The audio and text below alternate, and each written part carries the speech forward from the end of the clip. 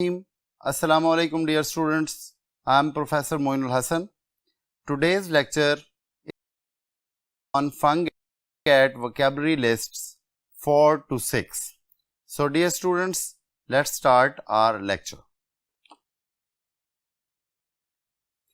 Dear students, as in the earlier lecture, we covered lists 1 to 3 and then you attempted its test and we discussed that test.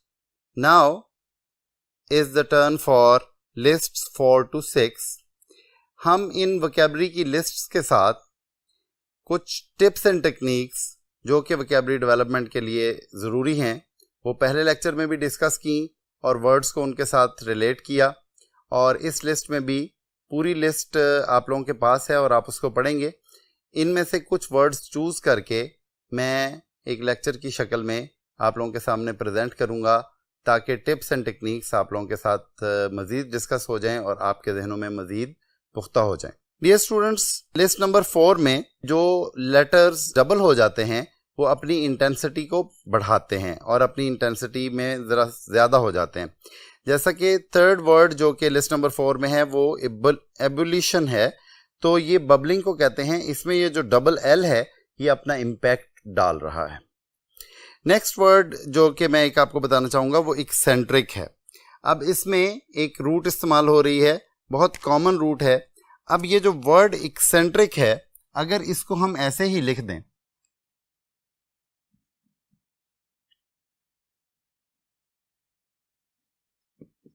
तो ये word शायद मुश्किल word है और आप लोगों के लिए शायद ट्रबलसम हो, लेकिन divide the word and rule the meaning का फार्मूला के तहत अगर आप वर्ड को कुछ पार्ट्स में तकसीम करें, जैसे कि ई सी को आप पीछे जो है वो सेपरेट कर दें और आई सी को आप सेपरेट कर दें, तो आई सी का मतलब वाला होता है, हैविंग द कैरेक्टरिस्टिक ऑफ, और ई सी का मतलब बाहर या अलग, ये मीनिंग होता है इसका. तो यहाँ पे दरमियान में एक बहुत ही एक्सेंट्रिक के वर्ड को जब आप देखते हैं तो आपको ज़रा मुश्किल वर्ड लगता है, लेकिन जब हमने इसको पार्ट्स में तकसीम किया तो ये वर्ड बहुत फेमिलियर है हमारे लिए और ये है सेंटर. तो एक्सेंट्रिक सेंटर से अलग और सेंटर से बाहर वाला. तो इस तरह से आई होप के आप लोगों के लिए बहुत इंटरेस्टिंग भी हो जाएगा वर्ड्स के साथ डील करना और आप लोगों के लिए बहुत ईजी भी हो जाएगा. अब हम कुछ और वर्ड्स देखते हैं, जैसे कि ईगोटिज्म है नंबर 10 में. तो ईगोटिज्म, ईगोइज्म, ये ईगो जो है ये सेल्फ को कहते हैं और एक बंदे की अपनी पर्सनालिटी के हवाले से होता है. उसके बाद कुछ वर्ड्स जो हैं रूट्स एंड स्टेम्स के हवाले से भी करेंगे और फिर जैसे कि मैंने आपको बताया था कि वर्ड्स को जब आप साउंड्स के हवाले से भी देखते हैं तो आनुई नंबर 24 पे इसकी प्रोनाउंसिएशन थोड़ी डिफरेंट है. तो इसकी प्रोनाउंसिएशन आनवी है, तो ये प्रोनाउंसिएशन थोड़ी सी क्योंकि डिफरेंट है इसलिए ये आपके ध्यान में रह जाएगी और इसका मतलब बोर्डम है. ओके, उसके बाद हम जब देखते हैं तो एक वर्ड 27 में एंटेंगल है. एंटेंगल, तो एन जिधर भी होगा इसका मतलब कर देना है, तो ये मोस्टली वर्ब से पहले आता है और उसके बाद टेंगल है. तो अगर आपको एंटेंगल का मीनिंग नहीं आता तो किसी और वर्ड के साथ इसको आप जिसमें टेंगल का वर्ड हो उसके साथ रिलेट कर सकते हैं. मिसाल के तौर पे टेंगलमेंट. तो ये जो टेंगलमेंट है इसका मतलब उलझाव है और ये नाउन है. तो एंटेंगलमेंट उलझाव है, नाउन है, तो एंटेंगल एन की वजह से वर्ब होगा तो इसका मतलब होगा उलझाना. तो चीज़ों को, वोकैबुलरी को आप इस एंगल से भी देख सकते हैं. उसके बाद 30th वर्ड को अगर आप देखें तो वो एंट्रैप है. तो ट्रैप के साथ यही एन लगा, और आगे ट्रैप है, तो इसका मतलब हुआ किसी को फंदे में गिरफ्तार करना, किसी को पकड़ लेना. तो ट्रैप फंदा है और एंड ट्रैप फंदे में गिरफ्तार करना, ये भी वर्ब है. अच्छा जी, फिर जैसे मैंने आपको बताया था, नेक्स्ट एक और वर्ड ऐसा आ गया है कि जिसकी प्रोनाउंसिएशन इंटरेस्टिंग है और प्रोनाउंसिएशन को लिंक बनाकर आप उसके साथ मीनिंग भी आपके जहन में रह सकता है। ये वर्ड 32 नंबर है और इसको अक्सर स्टूडेंट्स आप में से एपिटोम पढ़ेंगे या एपिटोमी पढ़ेंगे, लेकिन ये इपीटमी है और इसकी प्रोनाउंसिएशन क्योंकि थोड़ी डिफरेंट है और इंटरेस्टिंग है, तो आई होप कि इसके ज़रिए आपका मीनिंग भी आपके जहन में रहेगा। एस्केलेट एक वर्ड है 35 पे, तो एस्केलेट ESCALATE।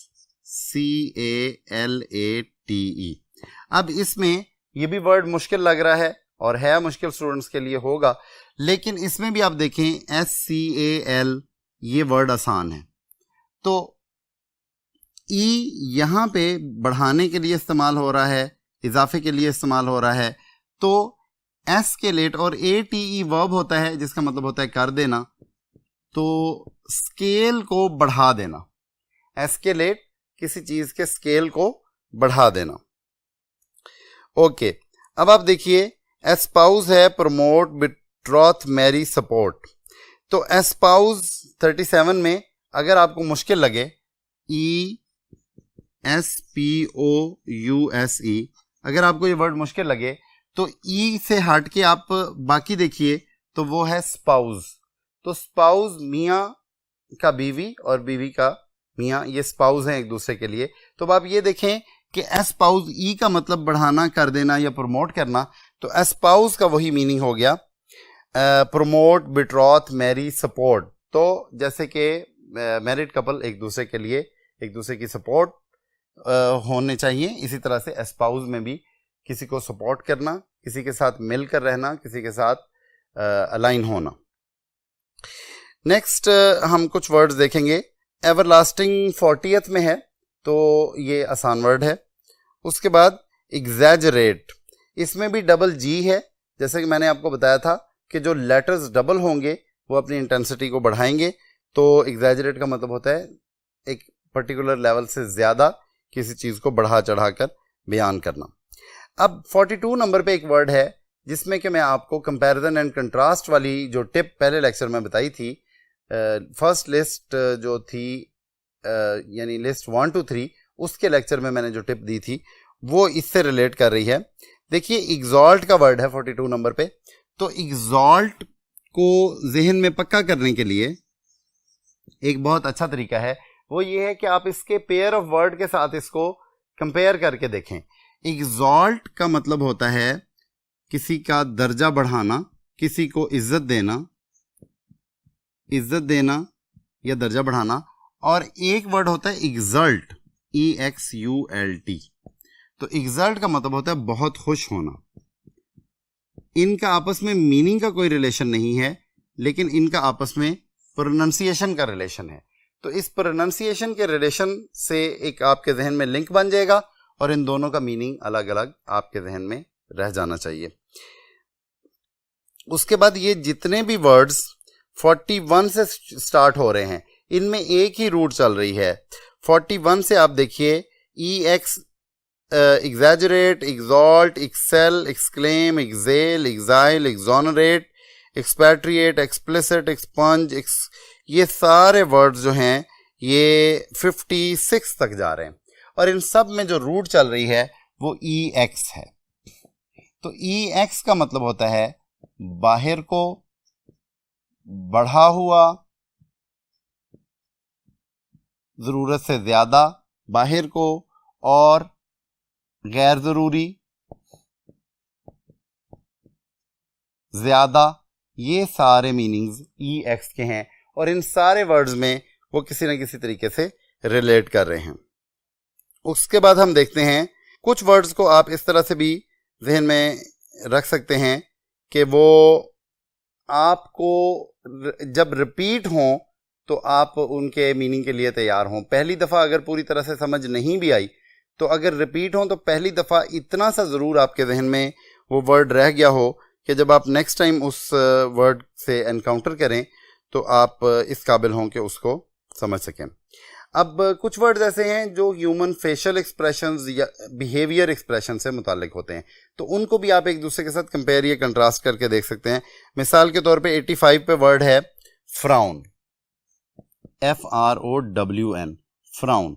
तो फ्राउन एक फेशियल एक्सप्रेशन है जिसका मतलब है तेवरी चढ़ाना, गुस्से का इजहार करना।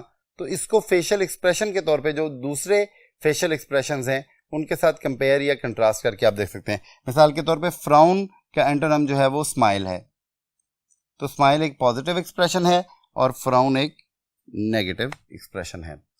तो डियर स्टूडेंट्स, अब हम लिस्ट नंबर 5 के वर्ड्स को डिस्कस करने के लिए हम नेक्स्ट बोर्ड पे चलते हैं।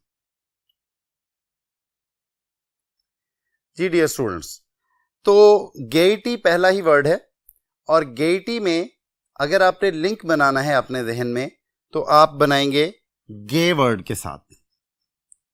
गे मीन्स हैप्पी। अब गे मीन्स हैप्पी एंड ये एक एडजेक्टिव है और इससे जो नाउन बन रहा है वो GAIETY है, GAIETY। तो जब ये गे मीन्स हैप्पी तो फिर गेइटी जो नाउन बनेगा इसका मतलब होगा खुशी, हैप्पीनेस। तो इस तरह से आप वर्ड्स को टैली करते हैं तो मीनिंग्स आपके जहन में रह जाते हैं। कुछ वर्ड्स इस तरह से हैं जो कि आपको कंफ्यूज कर सकते हैं।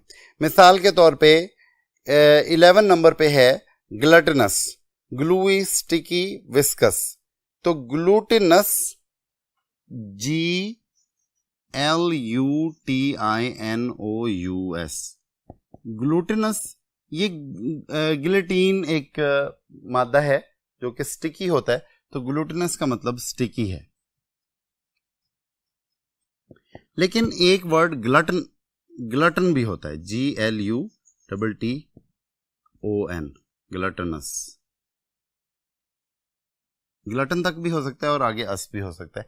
तो ग्लटन का मतलब बहुत ज्यादा पेटू, खाने का शौकीन। तो इन दो वर्ड्स को आपने मिक्स नहीं करना। बुनियादी तौर पे वोकैबुलरी में एक बहुत बड़ा चैलेंज ये है कि आप वर्ड्स को आपस में मिक्स ना करें। ओके, नंबर 16 पे एक वर्ड ग्रेटिफिकेशन है जिसका मतलब सेटिस्फैक्शन है।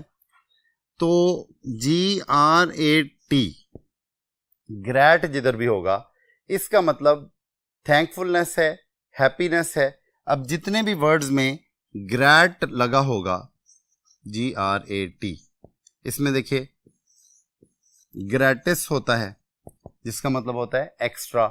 किसी बंदे को आपने कुछ पे किया और थोड़ा एक्स्ट्रा पे कर दिया, दैट इज ग्रैटिस। इसी तरह से ग्रैटिट्यूड, तो शुक्रगुजारी की कैफियत। इसी तरह से ग्रैटिफिकेशन, ग्रैटिफिकेशन, तो दैट इज सेटिस्फैक्शन। तो एक पॉजिटिव रूट से मुख्तलिफ वर्ड्स जो बन रहे हैं वो सारे वर्ड्स पॉजिटिव बन रहे हैं। नेक्स्ट वर्ड ग्रीगेरियस है और उसमें भी एक बड़ी इंपॉर्टेंट रूट है जिससे कि आपको बहुत सारे वर्ड्स के मीनिंग्स याद रखने में मदद मिलेगी। GREG। अब देखिए GREG, तो GREG जिधर भी होगा इसका मतलब होगा इकट्ठा होना, लोगों का इकट्ठा होना या पीपल, लोग। अब कॉन्ग्रीगेशन, कॉन लगा और कॉन में आपको पहले ही बता चुका हूं कि कॉन का मतलब है कंबाइंड, कॉन्ग्रीगेशन। अच्छा, तो कॉन्ग्रीगेशन का मतलब होता है लोगों का इजलास।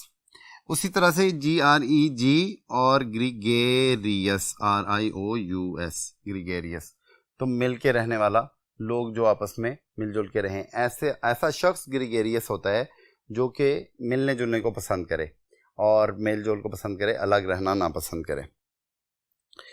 ओके, फिर एक वर्ड होता है एग्रीगेट, यानी कि इससे पहले आपने ए लगाया और एक जी बढ़ा दिया और GREG और उसके बाद ATE। तो GREG का मतलब इकट्ठा होना है और एग्रीगेट जो सम या अमाउंट होगी वो इकट्ठी अमाउंट होगी।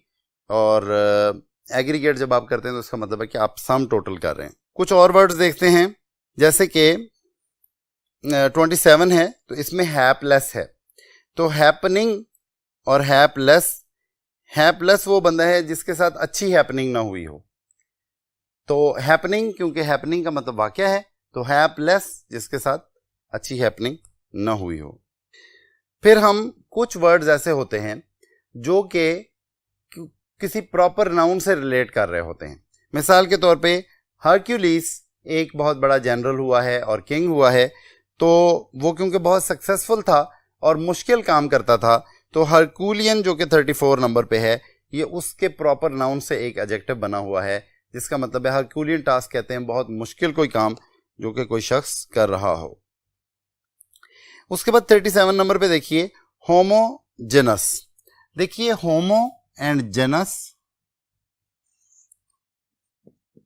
होमो जिधर भी होगा इसका मतलब एक जैसा होगा, और GEN का मतलब है काइंड और अस का मतलब है वाला। होमोजेनस एक ही काइंड या किस्म वाले, एक ही काइंड या किस्म वाला या वाले लोग।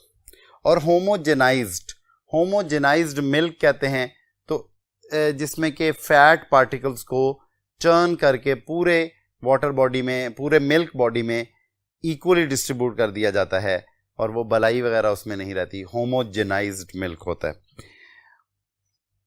उसके बाद हम देखते हैं 40 नंबर पे वर्ड है humane. Human and humane, human से ही ह्यूमेन बना है। इंसान को बुनियादी तौर पे शफीक, मेहरबान, काइंड होना चाहिए, तो ह्यूमेन भी उसी से बना है जो कि मेहरबान है। नेक्स्ट हम देखते हैं HYPO, एंड ये देखिए 45 एंड 46 में हाइपो है, हिपो या हाइपो। तो हाइपो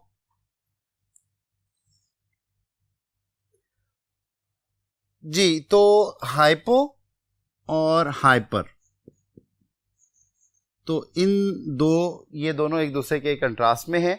इन चीज़ों को भी अगर आप जहन में रखें तो ये चीज़ आपको वोकैबुलरी से डील करने में मदद करती है।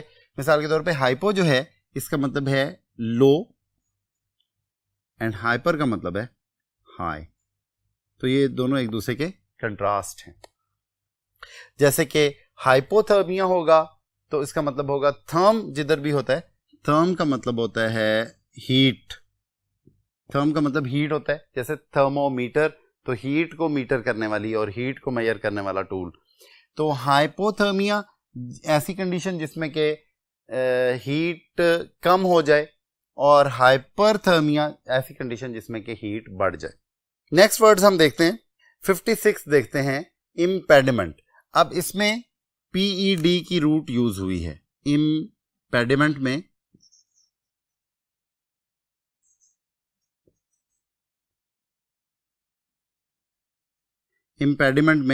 PED की रूट यूज हुई है, और PED पाँव को कहते हैं। PED के बारे में मोहतात रहना है कि पीडियाट्रिशियन में PED का मतलब चाइल्ड है, और PED इम्पेडिमेंट में PED का मतलब पाँव है। तो इम्पेडिमेंट, इम यहाँ पे रुकावट की सेंस में और मेंट का मतलब की कैफियत, तो पाँव में जो रुकावट डाल दी जाए दैट इज इम्पेडिमेंट। इस तरह से अब हम देखते हैं बहुत सारे वर्ड्स, जैसे कि 58 इम्पेनिट्रेबल है। तो पेनिट्रेट घुसने को या दाखिल होने को कहते हैं, और इम्पेनिट्रेबल जिसमें दाखिल हुआ जा सके दैट इज इम्पेनिट्रेबल। कुछ वर्ड्स एक दूसरे के कंट्रास्ट में, जैसा कि मैंने आपको पहले बताया था कि एक दूसरे के कंट्रास्ट में होते हैं। जैसा कि 63 में इम्प्लिसिट को एक्सप्लिसिट के साथ, आपने इम्प्लिसिट को एक्सप्लिसिट के साथ रिलेट करके आपने देखना है। तो इम्प्लिसिट छुपा हुआ है और एक्सप्लिसिट एक्स की वजह से, इम वैसे भी अंदर को कहते हैं और एक्स बाहर को कहते हैं, तो एक्सप्लिसिट जो है वो वाज़ेह होगा। तो कंट्रास्ट में इन चीजों को देखना है। तो डियर स्टूडेंट्स, अब हम कुछ वर्ड्स जो हैं वो लिस्ट नंबर 6 में से लेकर उनको डिस्कस करेंगे। लिस्ट नंबर 6 जो है वो J, K और L लेटर्स पे मुश्तमिल है। अब इसमें देखें कि वर्ड नंबर 10 जो है इस लिस्ट का वो जुबिलेंट है। तो JUBI ये हैप्पीनेस और सेलिब्रेशन के लिए इस्तेमाल होता है। जुबिलेंट खुश होने वाला और मनाने वाला, और जुबिलेशन खुशी और मनाना किसी चीज़ को, जुबिली कोई इवेंट जिसको मनाया जाता है, गोल्डन जुबली, सिल्वर जुबली और इस तरह से। 11th वर्ड को देखिए तो जुडिशियस है, JUD जजमेंट के लिए इस्तेमाल होता है। जज भी इसी से है, जुडिशियस भी इसी से है, जुडिशियल भी इसी से है और जुडिशरी भी इसी से है। नेक्स्ट वर्ड हम देखते हैं। कुछ वर्ड्स को आप कंपैरिजन और कंट्रास्ट, जैसे मैंने पहले कहा। 11th वर्ड जुवेनाइल है, जुवेनाइल यंग को कहते हैं। इसको दो वर्ड्स जो है वो आपने ध्यान में रखने हैं, एक जुवेनाइल और एक है सेनाइल। तो जुवेनाइल जवान को कहते हैं और सेनाइल बूढ़े को कहते हैं। ये दोनों वर्ड एक दूसरे के कंट्रास्ट में यूज होते हैं। अब आप देखते हैं 39 नंबर पे लुडिक्रस। अब ये एक निमोनिक है जो कि हम अक्सर अपने स्टूडेंट्स को बताते हैं कि लुडिक्रस क्योंकि अबसर्ड, रिडिकुलस और फार्सिकल है। समटाइम्स कुछ बड़े ही इंटरेस्टिंग किस्म के निमोनिक्स भी आप वोकैबुलरी को मेमोराइज करने के लिए इस्तेमाल कर सकते हैं। मिसाल के तौर पे लुडिक्रस क्योंकि अबसर्ड, रिडिकुलस एंड फार्सिकल है, लाफेबल है, जो कि अजीब सा लाफेबल एक्टिविटी कर रहा हो। तो कोई बंदा अगर लुडी डाल रहा हो तो हम उसको कहेंगे कि लुडिकरस, यानी कि लुडी डाल रहा है। तो उसका मीनिंग बहरहाल ये पंजाबी का एक एक्सप्रेशन यूज करके भी हम अपने जहन में बसा सकते हैं। तो डियर स्टूडेंट्स, हमने लैटिन and Greek roots and stems को भी समझा, हमने निमोनिक्स को भी समझा, हमने कंपैरिजन एंड कंट्रास्ट को भी के ज़रिए भी इन लिस्ट्स को देखा और उनके कुछ वर्ड्स को देखा। ये कंप्लीट लिस्ट आपने प्रिपेयर करनी है और एंड में मैंने एक हल्के से चुटकुले के तौर पे आपको एक निमोनिक भी बताया। तो आई होप कि ये लेक्चर आपके लिए मुफीद